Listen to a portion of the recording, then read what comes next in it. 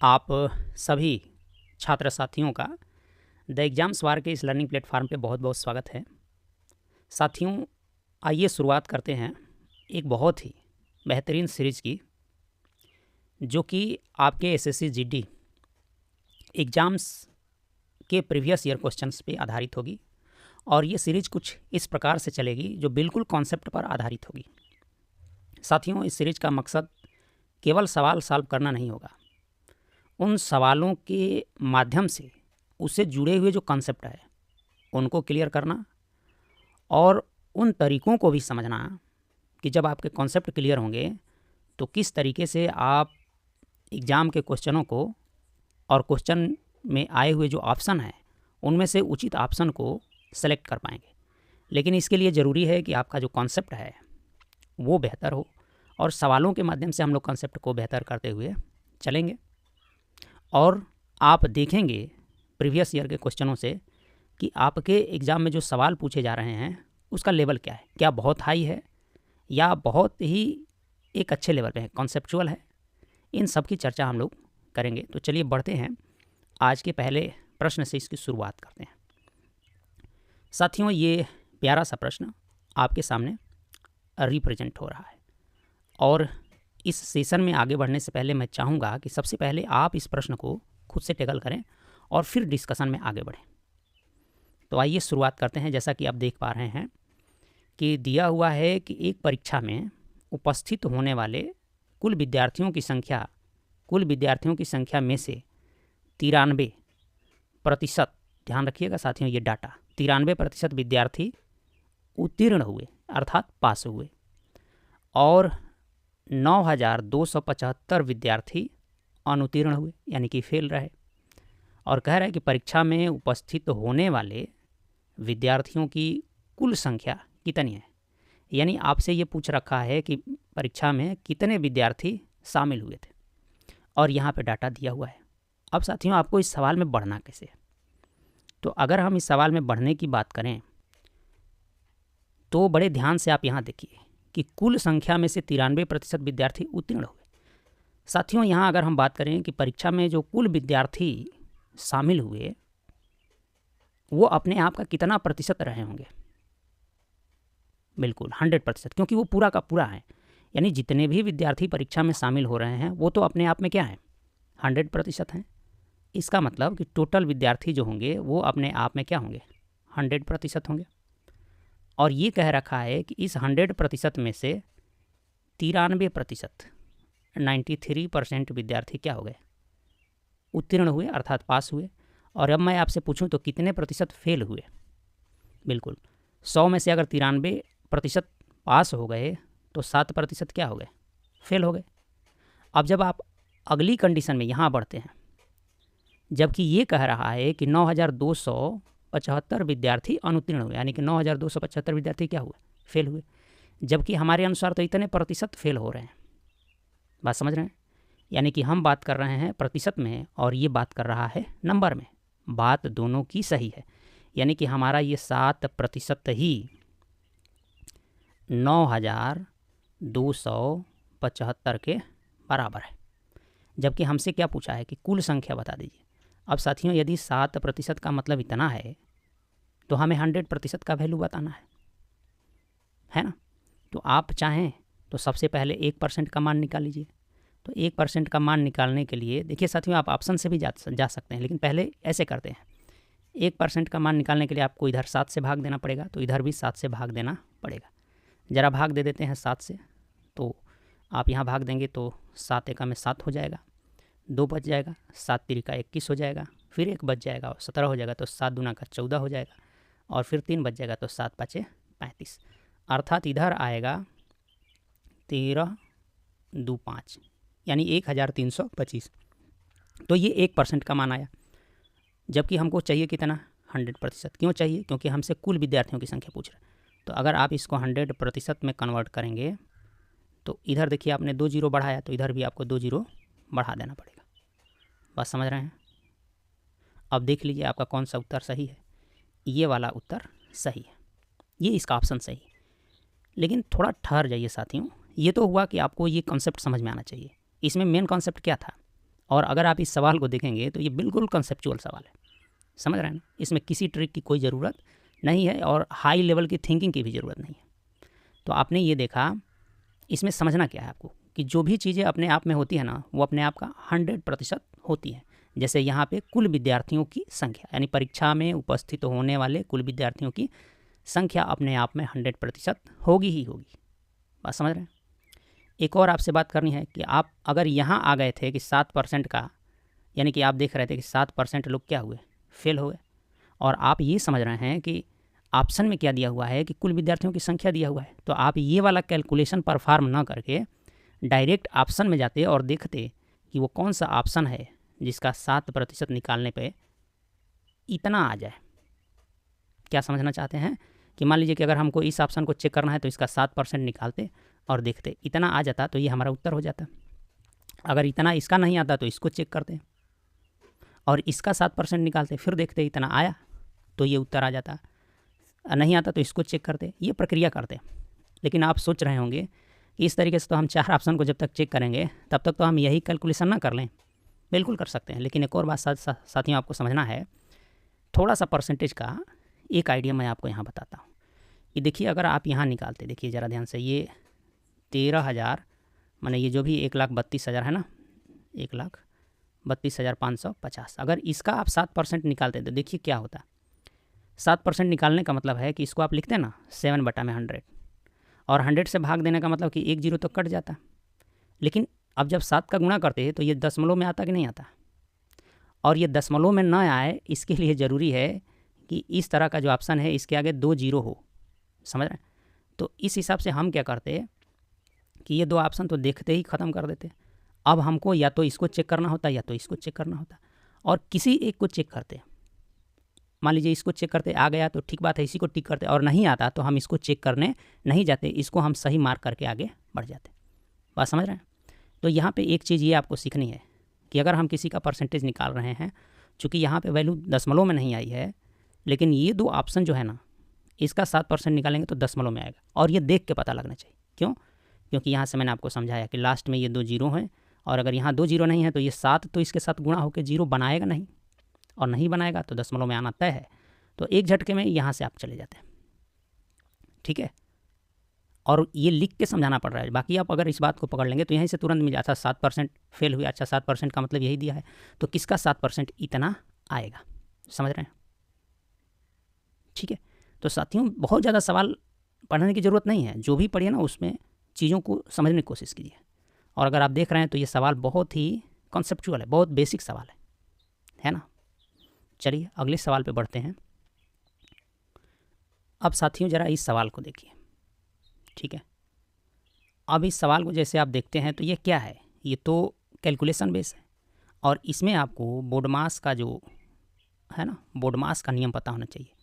यही इसका कॉन्सेप्ट है, बोडमास, ठीक है।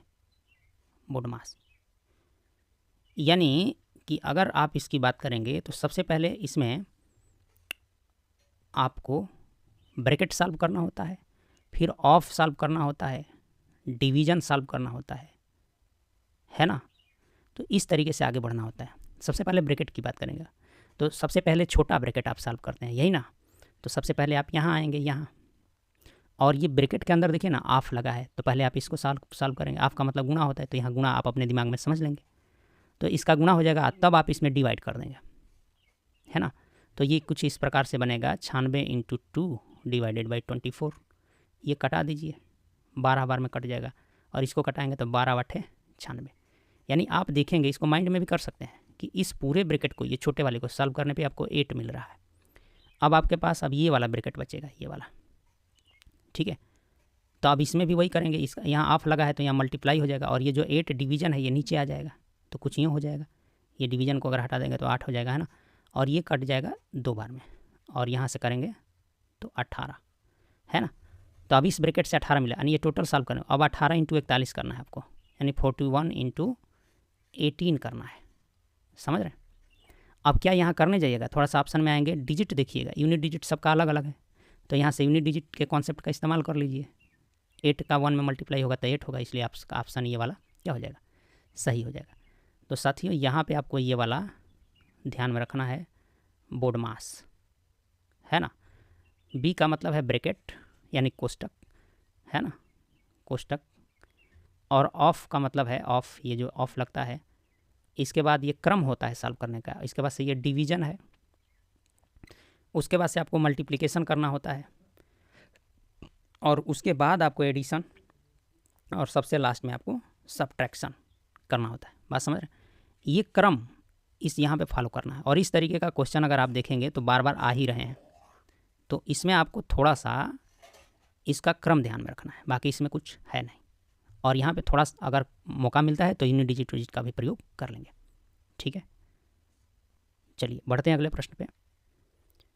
अब साथियों ज़रा इस सवाल को देखिए, कहा है कि किसी धनराशि पर, यहाँ पे ध्यान देना है, किसी धनराशि पर 40 वर्षों तक प्राप्त साधारण ब्याज उस धनराशि का 2/5 है। ये याद रखना, कितना है? 2/5 है। और आगे कहा है कि वार्षिक ब्याज की दर बतानी है। सवाल बहुत आसान है, कॉन्सेप्चुअल है। अब इस सवाल में साथियों आपको एक चीज़ समझना है, साधारण ब्याज का मतलब, ठीक है। तो साधारण ब्याज की अगर आप बात करते हैं तो इसका एक कॉन्सेप्ट है कि इसका जो ब्याज है ना, हमेशा मूलधन पर ही लगता है। किस पे लगता है? हमेशा ये मूलधन पर काउंट होगा। मतलब कि अगर मान लीजिए 100 रुपया मूलधन है, कितना 100 रुपया मूलधन है, और एक बार ब्याज अगर 1 रुपया इस पर बना है तो अगली बार भी 1 रुपया बनेगा, अगली बार भी 1 रुपया बनेगा। बात समझ रहे हैं? यानी जितनी बार आप काउंट करेंगे हर बार, हर उस समय अंतराल में ये सेम ही बनेगा।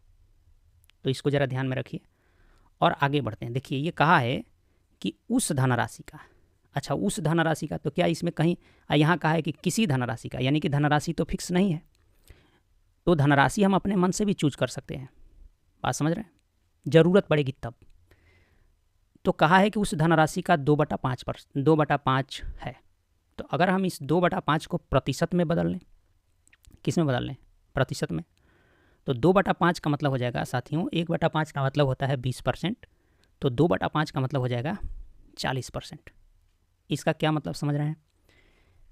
कि 40 वर्षों में जो साधारण ब्याज जो बना है ना, वो 40% बना है, उस राशि का 40% बना है 40 वर्षों में। और यहाँ कहा है कि ब्याज की दर वार्षिक है, यानी इसका मतलब है कि हर एक वर्ष पे आकलन करी जाने वाली दर है। तो अगर 40 वर्षों में 40% बना है तो एक वर्ष में कितना बना होगा? इस कॉन्सेप्ट का यूज़ करिए। एक वर्ष में 1% बना होगा, फिर अगले वर्ष 1% बना होगा, फिर अगले वर्ष 1% बना होगा, फिर अगले वर्ष 1%। इसी तरीके से कर करके 40 वर्षों में ये 40% बना होगा। बात समझ रहे हैं? तो वार्षिक ब्याज की दर क्या हो जाएगी? 1%। ये इसका उत्तर हो जाएगा। बात समझ रहे हैं ना? तो इस तरीके से ये सवाल हो जाएगा। इसमें ये कॉन्सेप्ट आपको ध्यान में रखना है और यहाँ पे थोड़ा सा आपको आगे बढ़ना है ना। तो मैं उम्मीद कर रहा हूँ कि ये सवाल आपको समझ में आया होगा। चलिए बढ़ते हैं अगले क्वेश्चन पे। अब ज़रा इस सवाल को देखिए, ये बहुत ही बेसिक सवाल है ना, विद इन फ्यू सेकंड होने वाला है, फिर भी थोड़ी चर्चा करते हैं हम लोग। कहा है कि आर एक काम को 90 दिनों में पूरा कर सकता है। कुल काम का कितना प्रतिशत काम आर 45 दिनों में पूरा, राम द्वारा 45 दिनों में पूरा किया जा सकता है। तो एक बात बताइए हमें कि अगर वो 90 दिनों में एक काम पूरा करता है तो 45 दिनों में कितना काम करेगा? अब देखिए आधा दिन हो गया ना, 90 का आधा 45 होता है, तो आधा समय लगाएगा तो काम भी तो आधा ही ना करेगा। काम भी कितना करेगा? आधा करेगा। और इसी को दूसरे भाषा में कह सकते हैं कि इस आधा को ही अगर प्रतिशत में बदलेंगे तो 50% होगा। आप ऐसे भी सोच सकते हैं, या आप ऐसे सोचिए कि वह व्यक्ति 90 दिन में पूरा काम करता है, 90 दिन में टोटल काम करता है, और जो भी वो काम होगा अपने आप का कितना परसेंट होगा? बहुत बढ़िया, 100% होगा, है ना। और अगर ये आधा दिन काम करे, मतलब आधा समय, यानी कि 45 दिन काम करे, है ना, 45 दिन यानी कि ये आधा हो रहा है तो ये भी आधा हो जाएगा, काम भी आधा हो जाएगा, यानी कि 50%। देख रहे हैं कितने बेसिक क्वेश्चन है, कितने बेसिक क्वेश्चन। ये वाला नहीं होगा 50%, है ना, बहुत बेसिक क्वेश्चन। तो आप अभी तक ये देख पा रहे हैं कि जो सवाल पूछे जा रहे हैं वो बिल्कुल बेसिक कॉन्सेप्ट पर आधारित है ना। इसलिए आपको बहुत डरने वरने की ज़रूरत नहीं है। हर चैप्टर का आप बेसिक बस अपना मजबूत कर लीजिए, आपको इस एग्ज़ाम के मैथ से कोई डरने की ज़रूरत नहीं है ना। अब साथियों ज़रा इस सवाल को आप देखते हैं तो ये भी बेसिक सवाल है। देखिए ज़रा, कहा है कि एक विद्यार्थी ने एक परीक्षा में 75% अंक प्राप्त किए और उसे, देखिए यहाँ एक 75% अंक प्राप्त किया है और क्या कह रहा है कि और उसे 60% अंक प्राप्त करने वाले दूसरे विद्यार्थी के अंकों से 30 अंक अधिक प्राप्त हुए। परीक्षा के अधिकतम अंक कितने हैं, है ना। यानी कि यहाँ पे दो विद्यार्थियों की बात है। साथियों यहाँ पे जो भी परीक्षा का अंक रहा होगा, है ना, यही हमसे पूछा जा रहा है। इसमें से एक विद्यार्थी ने इसका 75% प्राप्त किया और आप देखेंगे कि दूसरा व्यक्ति 60% अंक प्राप्त करता है। किसका? इस पूरे अंक का। और कहा है कि 60% अंक प्राप्त करने वाले दूसरे विद्यार्थी के अंक से ये 30 अंक अधिक प्राप्त किया, है ना, 30 अंक। लेकिन हमारे नज़र में अगर देखा जाए तो कितना परसेंट अधिक प्राप्त किया? ये 60% पाया है और ये 75%। हम देखें कि ये वाला जो है ना वो 15% अंक ज़्यादा पाया है हमारे हिसाब से। तो हमारी भी बात सही है और ये कह रहा है अंक में कह रहा है, नंबर में कह रहा है कि नहीं 30 अंक अधिक पाया है। तो ये दोनों बात तो सही है ना। तो अब हमको ये ढूंढना होगा ऑप्शन में चल के चाहे तो कि वो कौन सा नंबर है जिसका 15% निकालने पे 30 आता है। तो आप आएंगे तो इसी को पाएंगे 200, है ना। यानी उस प्रश्न का मतलब उस परीक्षा का जो टोटल अंक है वो कितना है? 200। या आप चाहें तो ऐसे निकाल सकते हैं कि 15% का मतलब अधिक 30 है ना। तो 15 का में 15 और 15 दूना का यहाँ पे क्या कर लेंगे? 30 कर लेंगे। तो 1% का मतलब 2 है। तो जो भी परीक्षा का कुल अंक रहा होगा अपने आप में 100% तो रहा ही होगा। तो यहाँ 2 जीरो इसके आगे बढ़ा दीजिए, तो 2 जीरो आप इसके आगे भी बढ़ा दीजिए। देख रहे हैं, बहुत बेसिक सवाल है। प्रतिशत का एक कॉन्सेप्ट बस क्लियर होना चाहिए, ठीक है। अब ज़रा इस सवाल को देखिए क्या कह रहा है। यहाँ पे देखिए चक्रवृद्धि ब्याज लेके आ गया और आगे लिखा है कि वार्षिक रूप से संयोजित, है ना, ब्रैकेट पर रखी गई एक धनराशि 10 वर्षों में, ध्यान दीजिए यहाँ पे 10 वर्षों में स्वयं की 2 गुनी हो जाती है ना। तो पूछा है कि वह समय ज्ञात कीजिए जिसमें धनराशि स्वयं की 4 गुनी हो जाएगी, ठीक है। अब कोई धनराशि है साथियों, कोई भी धनराशि, कहने का मतलब है कि हम ये भी ले सकते हैं कि 1 रुपया मान लीजिए, है ना। मान लीजिए कि वह धनराशि कितनी है? 1 रुपया है। तो चक्रवृद्धि ब्याज के हिसाब से अगले 10 वर्षों में ये क्या हो जाएगी? देखिए ये 10 वर्षों में स्वयं की दुगनी हो जाएगी। यानी अगर यहाँ 10 वर्ष अगर हम आगे चलेंगे तो यह स्वयं की 2 गुनी हो जाएगी, यानी 1 रुपया बन जाएगा 2 रुपया। यहाँ पे एक कॉन्सेप्ट आपको समझ के रखना है कि चक्रवृद्धि ब्याज कैसे संयोजित होता है। चक्रवृद्धि ब्याज थोड़ा ज्ञान रखते होंगे, नहीं भी रखते होंगे तो चर्चा कर लेते हैं। ये चक्रवृद्धि ब्याज साधारण ब्याज की तरह नहीं होता है। ये पहली बार तो मूलधन पर होता है, फिर अगली बार जो ब्याज लगता है उसको इसमें जोड़ दिया जाता है। अब ये अगले वर्ष के लिए, अगले आकलन के लिए ये मूलधन बन जाता है और फिर जो ब्याज मिलता है फिर उस ब्याज को इसमें जोड़ दिया जाता है और फिर अगली बार जब आकलन होगा तो ये सब मिल करके मूलधन बन जाएगा। बात समझ रहे हैं? यानी कि जैसे यहाँ पे देखिए 10 वर्षों में आपने बढ़ के 2 रुपया किया, अब अगला जो आकलन होगा अब इस पे होगा। बात समझ रहे हैं? तो अगर मैं अगला और 10 वर्ष बढ़ा दूँ, जैसे इसी के हिसाब से अगला 10 वर्ष, तो अगला 10 वर्ष में भी ये 2 गुना हो जाएगा। तो 2 का 2 गुना क्या हो जाएगा? 4 हो जाएगा। और आप यहाँ से देखिएगा कि 1 बन गया 4, तो हुआ कि नहीं 4 गुना। तो कितना वर्ष लगा? 10 वर्ष यहाँ और 10 वर्ष यहाँ, कुल मिला के 20 वर्ष। तो यहाँ पे आपका इसका उत्तर हो जाएगा ये 20 वर्ष, ठीक है।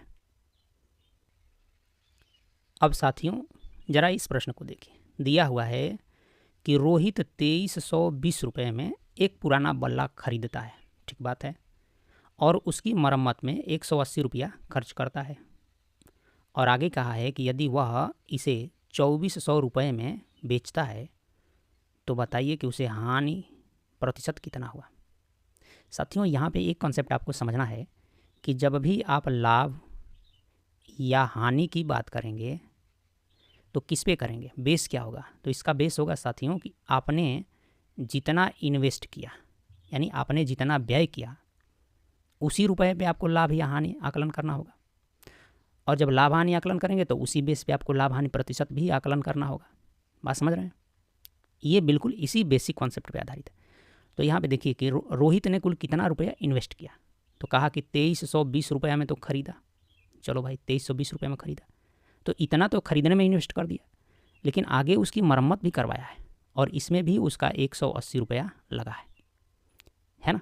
तो अब इसका मतलब ये हुआ कि टोटल उसने इतना इन्वेस्ट कर दिया। कितना इन्वेस्ट हो गया? तो 2500 रुपया, है ना। टोटल उसने 2500 रुपया इन्वेस्ट किया और 2500 रुपया इन्वेस्ट करके बेचा कितने में? 2400 में। अगर रुपए के हिसाब से लाभ देखें, मतलब हानि देखें, तो इसे 100 रुपये का घाटा हुआ। ये 100 रुपये का घाटा किस बेस पे हुआ? 2500 के बेस पे। तो कितना परसेंट हुआ? 2500 का कितना परसेंट हुआ? 4%, है ना। अगर निकालने आता है तो अच्छी बात है, नहीं तो आप ऐसे लिख सकते थे 2500 में कितना? 100 रुपये का घाटा। ये 2 जीरो से 2 जीरो कट जाएगा और 1/25 आ जाएगा, और 1/25 को जब आप प्रतिशत में बदलेंगे तो 4%। तो ये आपका हो जाएगा उत्तर। यहाँ पे ये बात ध्यान रखनी है आपको कि जब भी लाभ और हानि का आकलन होगा तो आपने जो पैसा लगाया, जो पूंजी लगी, जो इन्वेस्ट हुआ, है ना, जैसे इस केस में खरीदने में भी इन्वेस्ट हुआ है और मरम्मत करने में भी इन्वेस्ट हुआ है। हो सकता है कि किसी केस में परिवहन में भी इन्वेस्ट होगा, हो सकता है किसी केस में उसके प्रचार प्रसार में भी इन्वेस्ट होगा। तो ये ध्यान रखना है कि आपने जो इन्वेस्ट किया उस पर देखना है लाभ और हानि को, ठीक है। जब तक ये कुछ ना कहे, कभी कभी ये कहता है कि लाभ और हानि प्रतिशत विक्रय मूल्य पर ज्ञात कीजिए, तो वहाँ स्थिति बदल जाती है ना। अब साथियों इस सवाल को देखिए, ये भी बेसिक सवाल है। यहाँ पे कहा है कि जो 7200 रुपये को पी, क्यू और आर के बीच में क्रमशः 1/2 संबंधित 4 संबंधित 3/2 के अनुपात में बांटा जाता है। तो इसमें पूछा है कि आर का हिस्सा बताना है, ठीक है। तो इस अनुपात में बांटा जाता है। तो सबसे पहले अगर आप ये अनुपात देख रहे हैं साथियों, तो ये थोड़ा सा फ्रैक्शन में है। तो ऐसे सवालों में इस अनुपात के फ्रैक्शन को पहले नंबर में कन्वर्ट कर लीजिए। कैसे होगा? तो देखिए नीचे 2 है ना, इसके नीचे 2 दिख रहा है, इसके नीचे 2 दिख रहा है, तो 2 से मल्टीप्लाई कर दीजिए सब में। तो मल्टीप्लाई करेंगे तो यहाँ से 2 हट जाएगा नीचे से, तो 1 बच जाएगा, और यहाँ 4 दूना का क्या हो जाएगा? 8 हो जाएगा, और यहाँ से 2 हट जाएगा तो 3 हो जाएगा। इस अनुपात को आप ऐसे भी लिख सकते हैं, ध्यान रखिएगा। और इसी अनुपात में आपको बांटना है।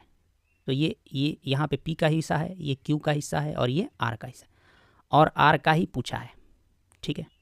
साथियों आप ऑप्शन से भी जा सकते थे, लेकिन एक बात का ध्यान रखिए कि सभी ऑप्शन ऐसे हैं जो 3 से कटने वाले हैं, नहीं तो ऑप्शन जो आएगा ना वो 3 का मल्टीपल ही आएगा।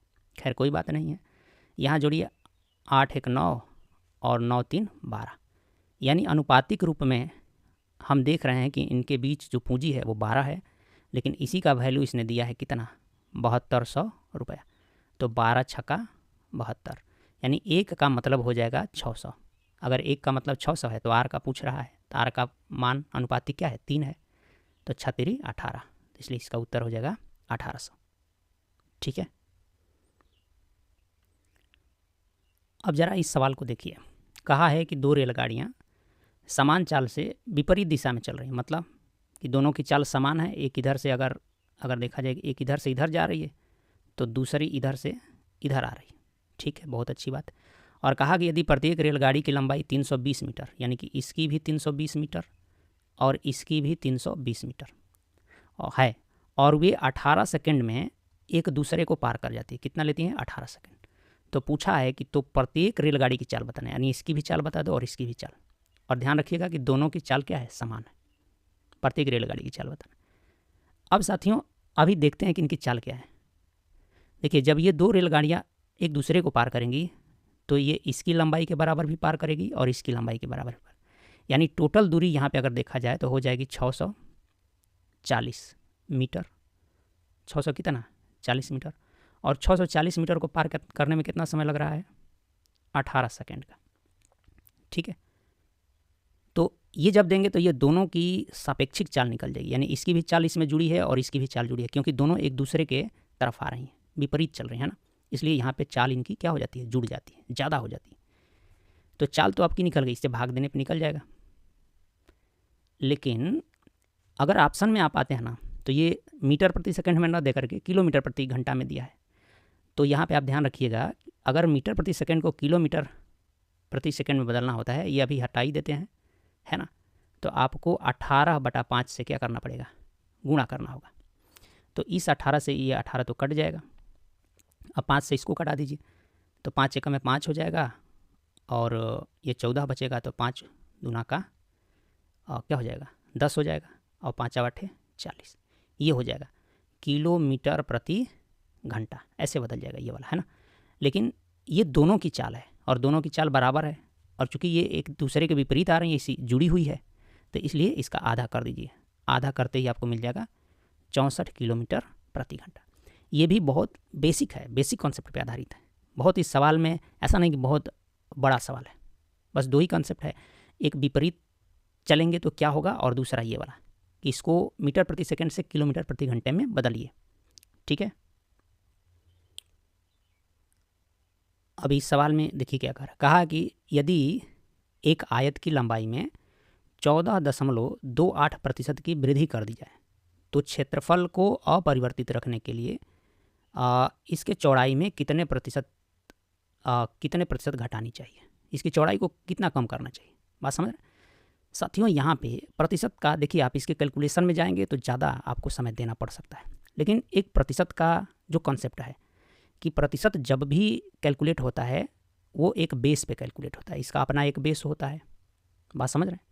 अब चूंकि मान लीजिए आयत की लंबाई अभी के लिए इसका बेस है, तो अगर आप इसका बेस बढ़ाएंगे, मतलब इसी बेस पे ध्यान दीजिएगा कि 14.28% बढ़ाया गया है, और ये फिर कह रहा है कि आपको वहीं आना है, तो अभी तो ये बेस बढ़ करके कुछ हो गया ज़्यादा। अब जब आपको वापस आना है तो अब इस बेस को आधार बना के फिर यहाँ आना है, दोनों तरफ से डिस्टेंस हमें तय करना है, लेकिन आना इधर है। और एक बात ध्यान रखिएगा कि जब बेस ये वाला कॉन्सेप्ट ध्यान में रखिएगा कि जब बेस छोटा होगा तो प्रतिशत जो वैल्यू है वो बड़ी होगी, और जब बेस बड़ा होगा तो प्रतिशत वैल्यू छोटी होगी। अगर कोई फिक्स मान रखना चाहते हैं तो जब बेस बढ़ेगा तो प्रतिशत का मान छोटा होगा, और जब बेस घटेगा तो प्रतिशत का मान ज़्यादा होगा। तो यहाँ पे आप देख रहे हैं कि इस बेस से बढ़ करके ये हो रहा है, यानी बड़ा हो रहा है। इसका मतलब कि अगर हमको यहाँ से फिर यहाँ आना है तो इस प्रतिशत के मान को क्या करना पड़ेगा, कम करना पड़ेगा, यानी जो भी हमारा उत्तर आएगा वो 14.28% से कम होगा। तो इस स्थिति में ये ऑप्शन और ये ऑप्शन क्या हो जाएंगे, गलत हो जाएंगे। तो क्या इतना कम होगा कि 14% के करीबे रहेगा, 14% के करीब रहेगा? नहीं, आप इसको मोटे तौर पे भी समझ सकते हैं कि ये भी ऑप्शन गलत हो जाएगा, ये सही हो जाएगा। कैसे, मैं आपको बताता हूँ। इस तरह का सवाल में क्या होता है कि आप मान लीजिए 100 बेस लेकर के चलिए और इसको बढ़ा दीजिए, 14.28% छोड़िए, आप 14% बढ़ा दीजिए। 14% बढ़ाने का मतलब है कि ये हो जाएगा 114 रुपया, ठीक है। और यदि आप इस 114 का 14% निकाल के आएंगे पीछे, तो देखिए क्या होगा, 100 रुपये का तो 14 रुपया ऐसे ही घटा देंगे, मतलब इसमें 114 लिखा है ना, तो 100 प्लस क्या है, 14 है, तो इसका 14% पीछे आएंगे। हालांकि अभी ये वैल्यू थोड़ी बड़ी है ना, बहुत ज़्यादा बड़ी नहीं, थोड़ी बड़ी है। अगर 14% इसका पीछे आएंगे तो 14 रुपया ये घट जाएगा, और फिर इस 14 रुपये का भी तो 14% घटा के आना पड़ेगा। बात समझ रहे हैं। तो इसका मतलब ये है कि थोड़ा और घटाना पड़ेगा, तो ये 100 ना होकर के कम हो जाएगा। बात समझ रहे हैं। इसलिए इसमें 14% की कमी ना होकर के कितना होगा, कमी 12.5% की, है ना। ये थोड़ा कैलकुलेटिव कर दिया है। बात समझ रहे हैं। तो यहाँ ऐसे क्वेश्चनों के लिए ट्रिक भी होना ज़रूरी होता है, लेकिन बेसिक कॉन्सेप्ट के बल पे भी आप ऑप्शन चूज कर सकते हैं, ठीक है। तो साथियों, ये वीडियो बहुत लंबी ना हो, प्रश्नों की छोटी छोटी श्रृंखला ही हम लेंगे, 10-10 या 20-20 प्रश्न। कभी आवश्यकता पड़ेगी तो हो सकता है कि हम जो 25 प्रश्न आते हैं या जो 20 प्रश्न आते हैं उन सबको एक साथ समेट के हम लोग बढ़ेंगे। तो वीडियो ज़्यादा बड़ी ना हो, इसलिए मैं इस सेशन को यहीं पे रोकूंगा। फिर अगले पार्ट में इसके बाकी बचे हुए प्रश्नों को हम लोग डील करेंगे, ठीक है। मैं उम्मीद कर रहा हूँ कि आपको ये सेशन अच्छा समझ में आ रहा होगा, आपके कॉन्सेप्ट बेहतर हो रहे होंगे, और आप ये भी समझ पा रहे होंगे कि जो सवाल पूछे जा रहे हैं वो बहुत बड़े नहीं हैं, बिल्कुल कंसेप्चुअल सवाल हैं। इसलिए जब आप मैथ की एसएससी जीडी के लिए तैयारी करें तो आपको कॉन्सेप्ट पे ध्यान रखना है। बहुत ज़्यादा ये नहीं कि आपको हाई लेवल में जाना है कि आपको मैथ आ रहा है नहीं आ रही है ना, बहुत घबराना नहीं है। और बाकी के जो पोर्शन हैं जैसे जीएस है, रीजनिंग है, हिंदी है, इनको मजबूत कीजिए और मैथ को भी बस कंसेप्चुअली मजबूत करने की कोशिश कीजिए और थोड़ी प्रैक्टिस बनाए रखिए। ठीक है, तो मेरे साथ अब तक बने रहने के लिए आप सभी साथियों को बहुत बहुत धन्यवाद। अगर ये वर्क पसंद आ रहा है तो वीडियो को लाइक करें, शेयर करें और चैनल को सब्सक्राइब कर लें। इस तरीके से अपना सहयोग बनाए रखें। मिलते हैं अगले सेशन में। धन्यवाद।